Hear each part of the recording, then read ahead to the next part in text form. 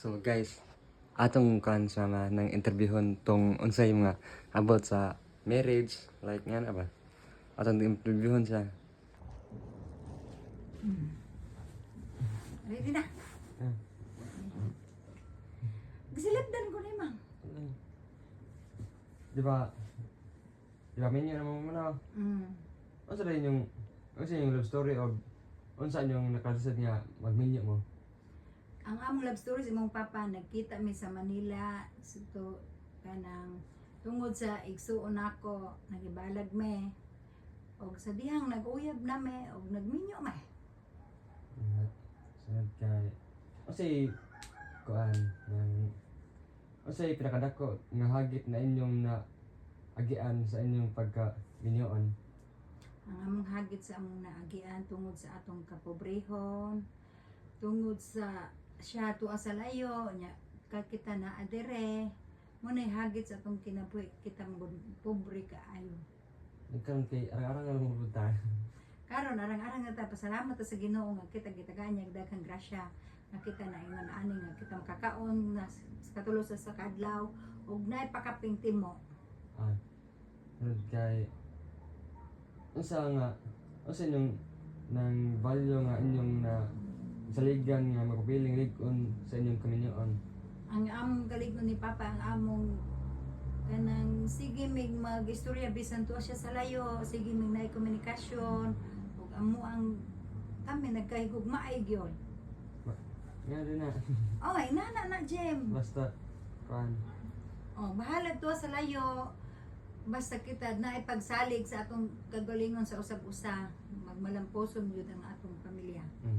Nga unsa inyong nga kuan tagsa-tagsa nga papel sa usa ka pamilya?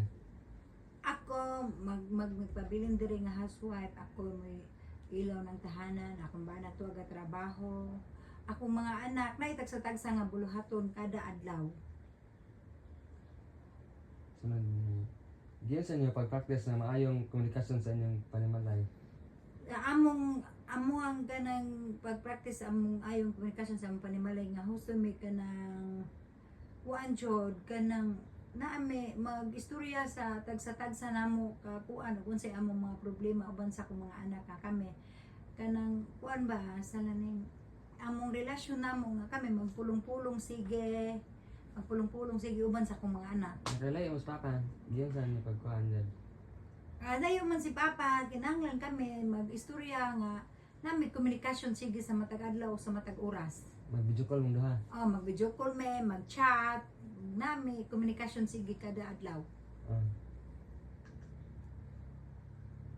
Unsa ninyo pagdako sa inyong mga anak ug unsang prinsipyo nga inyong pangsulti? Ang akong gipagpadako sa akong mga anak, akong kanang sila nga mahadlokon sa Ginoo, matahod sa mga magulang sa edad, ug maminaw sila namo nga unsay among isulti nila para sa ilang kaayuhan. Magbuyagon man giyon sa inyong pagkuan. Ako silang gipitol ug ako silang gitun-an nga mahadlokon sa Ginoo ug mahadlok sila namo. O di ba? Minyo na gid mama ay ikaw, minyo na gid mo. Unsa inyong mga goals na yung gipang trabahoan karon? Ako trabaho, ang akong bana ra nay trabaho, tuwa siya sa kawas ng trabaho. Ako nagbaol diri sa nahabilin. Yung goals ba nga sa kanang pamilya giyon sa inyo pag ay usa yung Komunikasyon.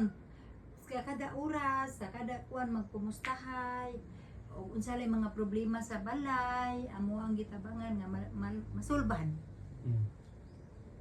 Nya, usa yung mga paran sa kuan responsible parenthood nang usa yung nang mas maayo sa madala ba? Para madala. Ang akong pagdala sa akong mga anak, ako nagmusulti nila nga kung unsay laksot, unsay maayo, kanang kinahanglan nga kami naadyo komunikasyon sa matag adlaw, kung kumusta na sila, kung kumusta pud ako dire, kami naay komunikasyon sa matag adlaw kita. Yung kuan basihan sa nga responsible nga kuan parent o ay Responsable gani kanang akong pagtuon ninyo nga kita mag-istorya nga man ni kita karon sa mo nata sa kalisod wala tay kwarta ron dili ta magpuan kita magasto-gasto ka ng inom-inom kay watay ikapalit watay kwarta maabot pa na magbayad eskwelahan istorya ra nya Asa yung mga butang ginhuna nga kanang sa pagplano ba para sa kung kanus og pila ka anak inyo mga gusto.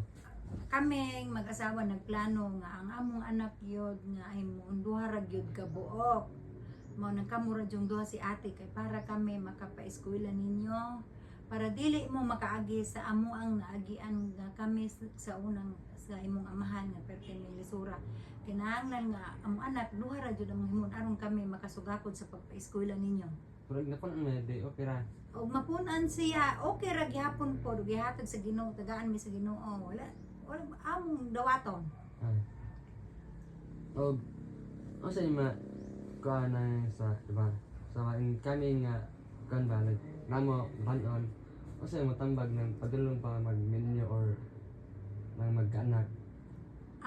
Ang plano ninyo maghuman mo og eskwela magtrabaho mo usa mo magminyo kay aron kamo pod maka pa-eskwela sa inyong mga anak moabot ang panahon di mo magbugoy-bugoy di mo magpabuyag madlokon mo sa Ginoo kay aron kamo magmalampuson sa inyong gihuna-huna karon inyong pangarap. Pero ever nang magka-anak may nang balag sayo nangunaan sa makadaghan kinahanglan nga kamo magnita jud og trabaho aron na mo ikapakaon sa inyong mga anak ug inyong mga anak tun-an ninyo og maayong pamatasan og kamo pod in taon magkinahanglan kay di man mi kami perming buhi kinahanglan mangita jud mo paagi nga kamo maadyo mo mahimong trabaho. Manami dayo kalawon sabi. Dayo kalawon.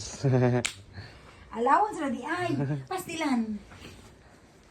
Manami guys, manay interviews mama. Nakuha na siya og kan allowance. Pastilan has allowance gi bidyuhan pag yod. Wala na ba ko iglatag? Paldo na.